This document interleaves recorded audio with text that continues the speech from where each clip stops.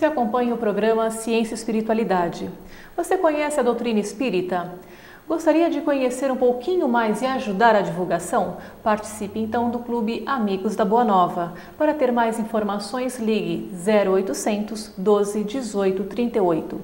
No programa de hoje estamos conversando com Ney Prieto Pérez, falando um pouquinho mais do perispírito e toda a sua evolução, desde a época de Kardec até as épocas atuais, onde várias pesquisas científicas estão sendo feitas. Bom, Ney, no bloco anterior nós falamos um pouquinho da energia, né, do momento do passe, mas essa energia também ela está sendo estudada não apenas em casas e centros espíritas, mas também cientificamente, certo? Sem dúvida, nós temos trabalhos assim importantes. Nós consideramos das pesquisas feitas em hospitais pelo bioquímico Harold Saxton Burr, isso na década de 70. Ele havia desenvolvido durante 40 anos pesquisas em que, com um aparelho, ele conseguia, passando esse eletrodo, não é? Ligado a um registrador magnético, ele conseguia marcar um tipo de um registro usado semelhantemente na eletroencefalografia, na cardio, também o registro dos impulsos cardiovasculares. Ele conseguia, percorrendo com esse eletrodo a superfície de regiões do corpo, ele conseguia registrar os impulsos dos campos de vida, que ele chamou exatamente assim, life fields. A gente traduz mais como campos vitais ou campos da vida, né? E é interessante que ele chega a conclusões importantes, dizendo que tudo na natureza, qualquer seja na área mineral, vegetal e animal, e principalmente humana, nós estamos envolvidos por campos eletromagnéticos, que ele conseguiu identificar e registrar as variações, principalmente relacionadas ao corpo humano. Então, uma experiência que nesse livro, Blueprint for Immortality, esse livro não foi até então traduzido ao português.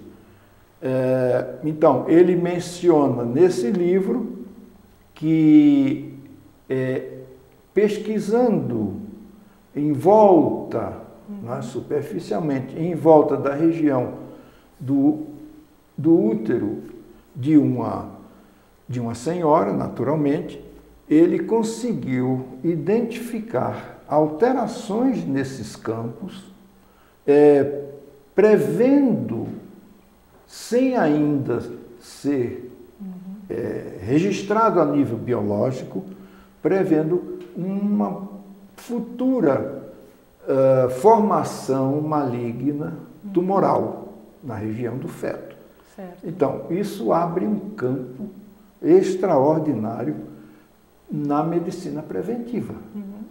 Então, nós achamos, né? Não sei porque é que isso ainda não evoluiu mais para essa aparelhagem, desde que hoje nós temos os tomógrafos, né? Temos as ressonâncias magnéticas. Então, registrar esses campos sutis de determinadas características, antevendo ou prevendo com antecipação enfermidades ainda não localizadas. Nem diagnosticadas, né? Nem diagnosticadas. Então, eles puderam, nessa experiência que está nesse livro, localizar exatamente e é evidente que esse estado, né, de vir a acontecer, ele pode ser trabalhado. E aí a gente vai com o Carlos Simonton, que desenvolveu a visualização criativa, trabalhando com doentes terminais, vitimados por câncer, e mudando pela ação da visualização, não é?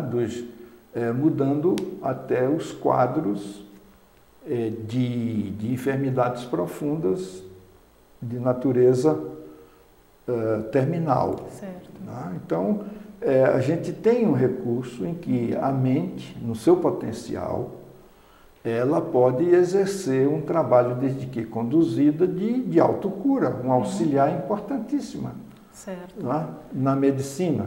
Com certeza. Essa troca de energias, né, é fornecida pela imposição de mãos, mas também com o auxílio da reforma íntima, vem bem ao encontro dessas pesquisas, né, que lá fora estão fazendo e que aqui que lá eles ainda não conseguem explicar exatamente, né? E aqui a gente já tem essa informação. Por exemplo, um estado de tranquilidade, né, de serenidade. É evidente, você falou em reforma íntima. Quando a gente identifica esses impulsos compulsivos, né, não controlados, a doutrina nos leva a trabalhar com isso, porque o grande objetivo é a transformação, né, é a evolução. A evolução. Então, aí entra lá, que a gente sempre convida o pessoal para ir ao Livro dos Espíritos, na pergunta 919, né?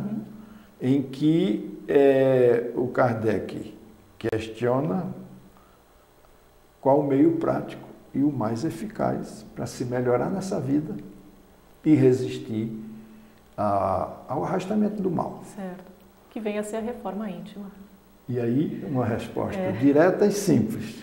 Um sábio da antiguidade já vos disse: conhece-te a ti mesmo. Né? Então, todo esse processo é um trabalho extenso a ser desenvolvido. E sem dúvida que esse trabalho, na medida que a gente identifica o que precisa ser mudado e trabalha com esforço, não precisa ser muito esforço, para a gente se melhorar, nós estamos mudando, não é? As frequências que atuam, as frequências eletromagnéticas que atuam no nosso perispírito. Então, é um processo de autocura. Não é? Tá certo. Ney, a gente vai fazer mais uma breve pausa e voltamos logo após nosso intervalo.